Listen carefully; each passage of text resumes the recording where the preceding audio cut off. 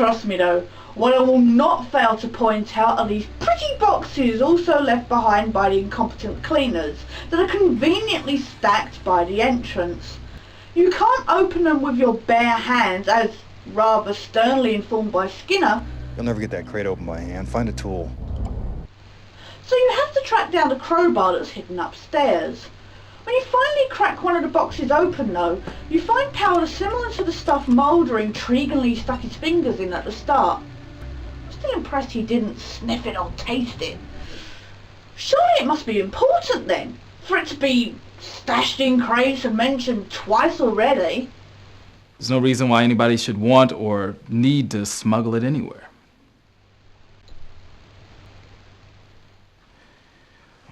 What have we here? You're gonna have to do better than this. I can tell you right now what this is. It's industrial grade lead. Lead? Yeah. Why lead?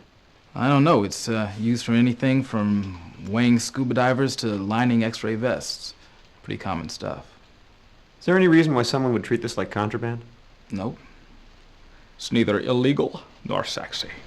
No test? No mass spectrometer firing up to break this substance down and categorise it?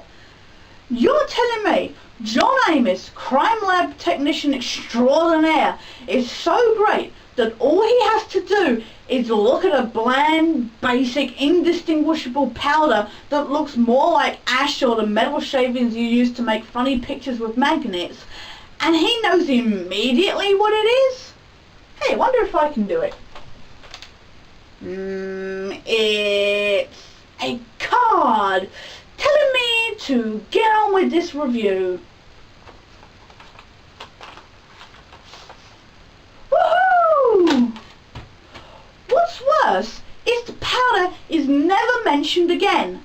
I kid you not, folks, this game is nothing but false leads and pointless searching. Just give us Mulder and Scully already! None of these red herrings are making me feel any particular sort of intrigue propelling me onwards through the game. If anything, they're making me feel so frustrated I want to throw the controller at the TV and pull out the plug. After a brief, slightly depressing talk with Skinner, despite the fact that not 5 minutes ago he told Wilmore not to talk about Mulder and Scully in the past tense, It doesn't look very good, does it? we head out the back door to find some guy cleaning his boat. We'll ignore the fact that he wasn't there before we spoke to Skinner or collected the evidence. Of course, because we're nosy, we must interrogate him. So we do, to discover that his name is... James 1.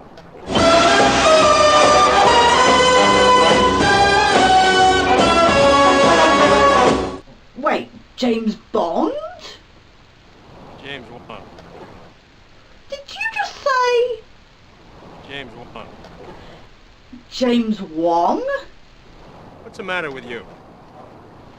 As in the James Wong, who did a shed load of excellent work with Glenn Morgan on the show?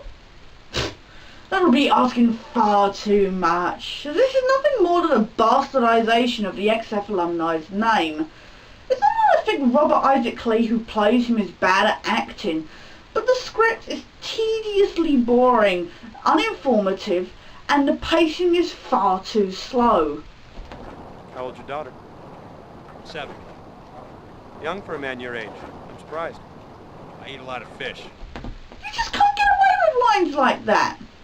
Sadly, despite how absolutely dull this interrogation is, much of the rest of the plot revolves around key hints you'll learn from it. Never seen him before. So I guess we'd better watch. Just remember to take down notes on a piece of paper for later. What can you tell me about that warehouse? Not much. It's a warehouse. I Duh. don't know, I just docked here. Yeah, they used to haul a lot of cargo in and out of there. Armed guards sometimes. Lately it's been pretty quiet, which ain't too surprising, considering what's been going on around here. Well, what exactly is that? Fish been drying up. Wait, didn't he just say he didn't know anything about the place? Have you noticed any unusual activity? Well, federal agents keep breaking into the warehouses during the day. really. Just the fact the warehouse has been a lot quieter than usual. You already told us that! You been here this last week? Pretty much. Wait, if there's no fish and the warehouses are empty, shouldn't the question be, what the f*** are you doing here? You haven't seen or heard anything unusual? No, I try to get home by dusk, see my family. Tell me about your family. Why? Because I'm a nosy Want to know about your family, bastard. that's all. Okay. Wife, little girl, How old's your daughter? 7. Young for a man your age. Right. I eat a lot of fish. Wife younger than you? Young enough to have a 7-year-old. How long have you been in this country? My accent give it away, huh? Accent? What accent? If I hadn't seen his face, I might have guessed Canadian, but seriously? 10, 11 years, maybe. Where you from, Mr. Wong? China. I left Canton in 1985. Wait a minute. 1 minute he's guesstimating how long he's been stateside. Not 10 seconds later he flat out says he moved in 1985? And this doesn't reek of suspicion? Any reason why we'd find blood in that warehouse? No, industrial accident, maybe. I don't know. You know, even though the warehouse is empty and nobody's been there for a while. Oh, and of course the fact that the blood was only poured there like 5 minutes ago. Yep, definitely must have been an industrial accident. Does this look familiar to you? No? What is it? Why don't you let me ask the questions? Can I get a cigarette from you? Sorry, I don't smoke. Gives you cancer. Don't you watch the news? So what's happened to the fishing? I don't know, but it's getting bad. Some folks say it's from overfishing. How long's this been going on? Long enough for a lot of guys to move on. Can't make ends meet. I'm thinking about it myself. With the conversation seeming to just magically end, we head on back to... What is Skinner doing?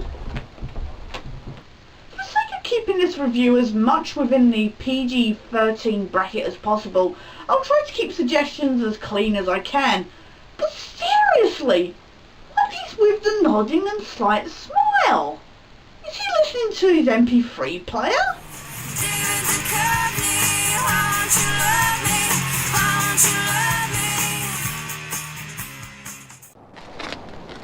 That sedan's been following us since we left the field office.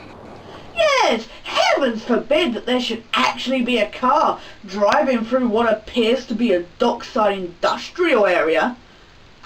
Hang on, we've been in the warehouse for the past 5 minutes and he's only thought to bring this up now? Oh, wait, logic, right. Who do you think it is? Someone who's interested in what we're doing. If you know what I mean. What should we do about that car? Oh, I have a pretty good idea, which actually segues us nicely onto my favourite aspect of this whole game. There are many ways to kill off Wilmore with your host, me! I briefly touched upon the multiple choice options earlier, but I have to elaborate because this is what really makes this a game instead of just a process of retrieving pointless clues. By which I mean that if you miss a clue, you just can't do anything else until you've found it. Whereas if you make the wrong decision with these multiple choice moments, it's gonna come back to bite you in the ass somewhere later on down the line. With a majority of the options, it's blindingly obvious what you should do or say, and that's pretty much the case in this instance. But there are other times when you either need to think everything through more fully and logistically, consider the consequences of your actions a long way in advance, or react ridiculously quickly unless you want to face certain death. And trust me, this guy knows how to die. A lot! Another one bites the dust. Another one bites the dust. And another one gone, and another one gone. Another one bites the dust. Hey, hey, I'm gonna get you too. Another one bites the dust. take ones. No second chances. Nope, just one shot and you're